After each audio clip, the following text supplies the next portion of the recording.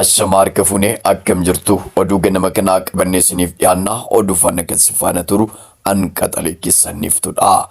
Kabaja ayyaana turizimii addunyaa bara 2017 akka naannoo Oromiyaatti bulchiinsa magaalaa Asallaatti kabajamu ilaalchisee ergaa kantiibaan bulchiinsa magaalaa Asallaa obbo Sumee Tsaggaayee dabarsan magaalaa jaalalaa tokkummaa fi obbolummaa kan taate magaalaa Asallaa daawwadhaa jedhanii ergaa dabarsaniiru.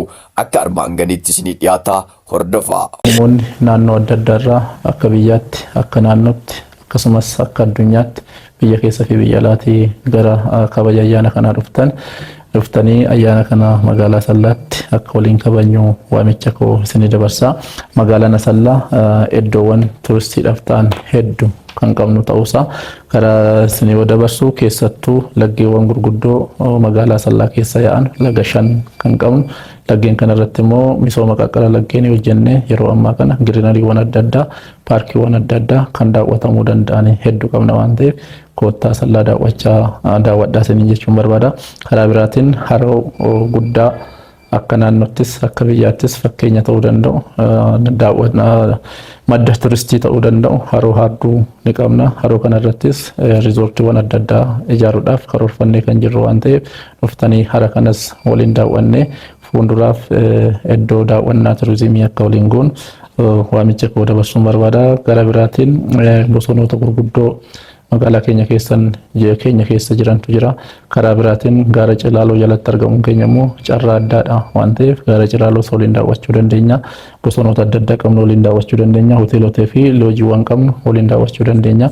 Kanaaf iddoowwan daawwannaadhaaf ta'an kan hawwata keessan ta'an isin hawwachuu danda'an hedduu qopheessinee jirra waan ta'eef koottaa waliin magaalaa Asallaa daawwannu ayyaana turizimii waliin kabajnu kan jedhu ergaa koo dabarsuun barbaada. Damee kana babal'isuudhaaf akka magaalaa Asallaatti hojiiwwan hojjetamaa turan hedduu kan jiran yoo ta'u ammas caalmatti damee turizimii kana babal'isuudhaaf keessattuu misooma koriidara magaalaatiin wal qabatee magaalaa keenya jiddugala turistii goona jennee yeroo ammaa kana magaalaa keenya misooma koriidaraa eegallee jirra. Misooma koriidaraa kana abbootiin qabeenyaa keenya akkasumas waldaaleen adda addaa dhaabbilee mootummaa fi miti mootummaa yeroo ammaa kana halkanii guyyaa misooma koriidaraa waliin hojjechaa jirra. Misooma koriidaraa kana gaafa hojjennu jiddugala turistii gochuudhaaf magaalaa keenya deemaa jirra waan ta'eef turistoonni abbootiin qabeenyaa hedduu gara magaalaa keenyatti dhuftanii hoteelota gurguddoo riizoortiiwwan gurguddoo ijaartanii magaalaa kana jiddugala turistii akka waliin goonu waamicha koo isinii dabarsuun barbaada. Karaa biraatiin akkuma yeroo adda addaa kaasnu Asallaan burqaa atileetotaati. Addunyaa irratti kan ittiin beekamnu biyya irratti kan ittiin beekamnu atileetonni keenya gootonni addunyaa irratti alaabaa Itoophiyaa ol qaban maddi isaanii burqaan isaanii magaalaa Asallaadha waan ta'eef magaalaa Asallaatti dhufnee ayyaana kana waliin kabajuun immoo biyya goototaa biyya atileetotaa keessatti kabajuun keenya adda nu taasisa waan ta'eef